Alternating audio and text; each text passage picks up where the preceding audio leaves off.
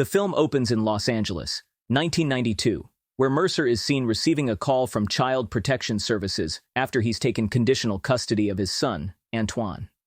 While he goes to wake Antoine up for school, a man named Riggin meets his friend Copeland and asks him to pull a last heist with him so they can quit this lifestyle and settle down with peace. Back in Mercer's house, he serves Antoine breakfast, which he doesn't eat. Meanwhile, the news on the radio details a white cop named Rodney King, who mercilessly beat up a black innocent man with some of his officers and is now on trial, grabbing a lot of attention from the black community. Mercer tries to communicate with Antoine, but he demands an explanation for ditching him his entire childhood and not showing up for his mother's accident. Mercer tolerates his arrogance, but he loses his calm and raises his voice at him for using profanity under his breath after Mercer puts a curfew on him after school hours due to the escalating Rodney case. On the other hand, Riggin picks up his brother Dennis and shows up to his jerk of a father to give him a demonstration of how they're going to pull their heist. Meanwhile, Mercer goes to a grocery store, where he comes across some rookie thugs trying to harass the Asian cashier. Mercer politely tells them not to bother the woman, so they pull out their gun and put it over his head. Suddenly, their elder Deville immediately pulls them back and scolds them for not knowing who Mercer is or what significance he held in their community back in the day. Deville apologizes to Mercer personally and asks when he got out of jail, revealing the reason why he wasn't there for his family. Mercer states that he's been out 6 months ago and is now maintaining a low profile. Back on Riggin's side, he takes his father to a factory, where his inside source has given him all the details and layouts of a safe, which contains $10 million worth of platinum. The safe is made out of solid material and is secured by an alarm, which immediately lowers a metal cage that encases the safe. Despite the thoroughly planned-out heist, the father disagrees to do something this big and also passes comments on not being professional enough to dodge the factory's security or cameras. This behavior piles on top of other bad things that Riggin has been tolerating from his father, but keeps it quiet and takes his father back home. Behind them is Mercer in his car, who works at the platinum factory. While collecting his card and keys, he strikes up a conversation with the security head, Joseph, about the Rodney King case, turning on real heat if the verdict is against the black victim. As Mercer begins working, Dennis and Riggin are shown loving together. Like a good brother he is, Dennis gives Riggin company after his plan gets disapproved by their father.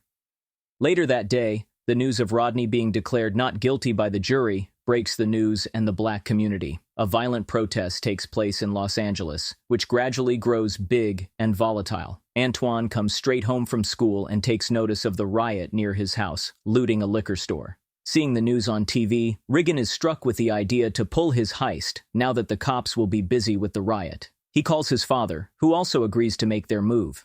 Meanwhile, Mercer and all the other factory workers are given the rest of the day off to go home and be safe. Riggin's source from inside the factory updates him on the situation, so he grabs Dennis and rushes to get his heist started. They pick up Copeland from his house, whose wife is currently pregnant, so he requests that she stay inside the house while he'll be out. Back in the factory, Mercer nicely asks Joseph if he can bring Antoine in the factory because his house is right in the middle of a black hood, which according to him isn't safe for his son right now. Joseph has a soft spot for him, so he agrees to let him and Antoine stay safe in the factory. On the other side, Riggin goes to pick up his father and gets pissed at him for hiring 2 thugs to protect him. Mercer drives through the angry riot to get his son, only to find the house empty. While the police cars head towards the riot, Dennis drives the van to the factory.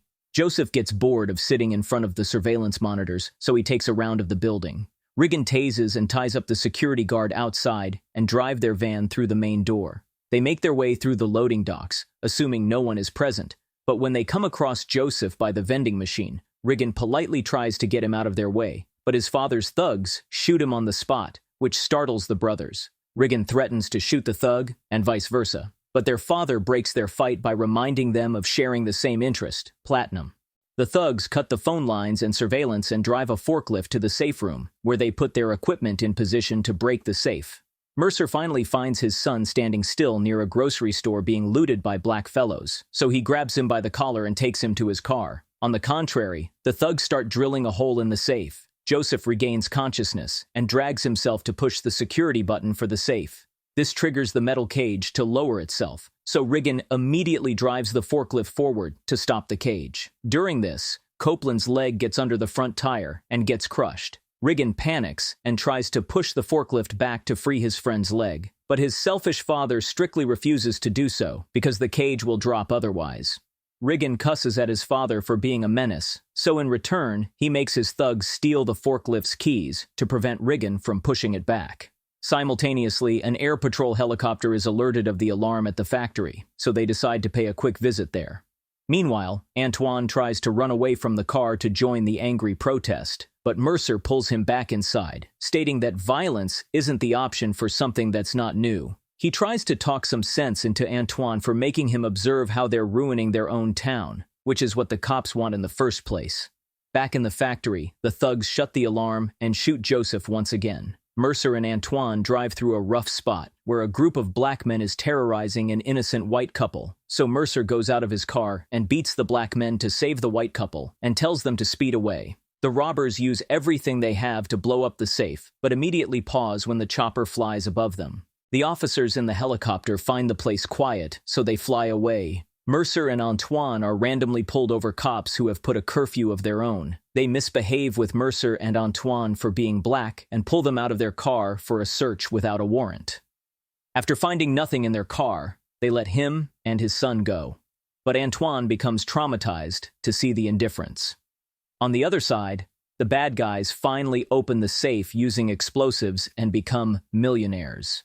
Riggin goes to prepare the van, and Dennis goes to the bathroom to wash off Copland's blood off his hands. At that time, Mercer makes his entrance with Antoine, who finds the absence of the main door security guard odd. He still heads in and points Antoine in the bathroom's direction since he has to pee. Antoine's entry startles Dennis, so he points his gun at Antoine. Simultaneously, Mercer finds Joseph shot dead, so he takes Joseph's gun and moves forward, where the thugs shoot at him. He escapes them and goes after Antoine, only to find him missing. He runs to the loading dock and kills the power to tackle the thugs. He hits one of the two thugs in his way and runs back to the loading dock, where he catches Riggin parking the van. He knocks him out with one punch and takes him away. Dennis brings Antoine to his father, who interrogates Antoine in front of the crying Copeland, whose leg had to be chopped off. Mercer tries to interrogate Riggin, but when he gets nothing out of him, he figures that he's here to steal the platinum, so he sneaks into the safe room and witnesses Riggin's pig of a father threatening his son. When Copeland's screams become intolerable for him, he shoots him several times to death, which also traumatizes Dennis, along with Antoine.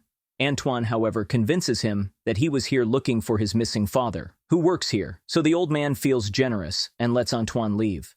Unluckily, his thugs show up at the exact time, reporting that someone has taken Riggin. The old man immediately calls Antoine back and abuses him for lying about his father. He decides to use him as bait to get Riggin back, so he keeps him along and sends the thugs to check up on the van, who find the van's rotor missing. Mercer also runs away from the room and tries to wave at a patrolling helicopter for help, but it flies away. One of the thugs ambushes him from behind and beats him up in order to get the van's rotor back that he stole to prevent the van from starting. Mercer cusses at him and fights back. At last, he shoots him, which causes him to break the safe room's glass roof and fall down in front of the old man. Mercer returns to Riggin and unties him. He feels sorry for him for having a heartless father, revealing that he just shot a black man from his own team in front of his son. Riggin figures it was Copeland, so he turns against his father. Meanwhile, the old man and one of his thugs put acid all over the vault and random items around the room before packing the platinum biscuits and leaving.